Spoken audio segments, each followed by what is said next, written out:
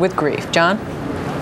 That's exactly it, Susan and Keith. The real story here, the people of this neighborhood and the strength of the human spirit. When you consider all that is that they have had to overcome over the course of the past 2 months, then you add this on top of it, it's almost too much for the average person to deal with. Yet somehow, through it all, they persevere.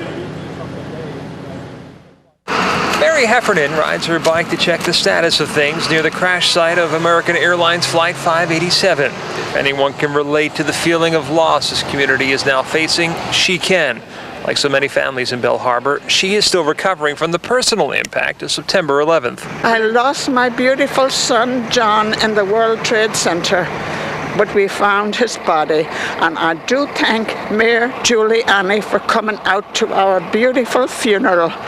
God help the people in Rockaway and all over. Her son wasn't buried from St. Francis de Sales, but around 30 of her neighbors were. On this Tuesday, parishioners saw a Sunday crowd at Mass as they gathered to console and be consoled. I don't know what else to do, so we go to church.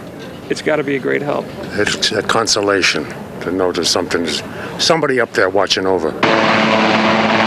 New York Governor George Pataki arrived by helicopter to tour the site as Coast Guard and New York City Marine units searched the waters of Jamaica Bay using sonar and divers to find pieces of the plane. One of the key sections, part of an engine, sits in front of a gas station where it fell, narrowly missing the pumps. That gas station sits just about 30 yards from the Young Israel School, where students were standing outside when the jetliner went over. The Kennedy Airport's right here. We're used to how a regular plane should sound. I heard I was drinking my coffee, I look up and I see the plane doing a series of weaving back and forth. I spilled my coffee all over myself. I didn't even realize what was happening. Then all of a sudden, boom, just took a nosedive straight down. Now, a key piece of evidence, the flight data recorder, the second black box, if you will, was uncovered here in this Belle Harbor neighborhood just a couple of hours ago. It's been shipped off to Washington to be analyzed by investigators there. Reporting live in Queens, John Kosich, Channel 7, Eyewitness News. The horrors of September 11th had to have gone through these people's minds, John.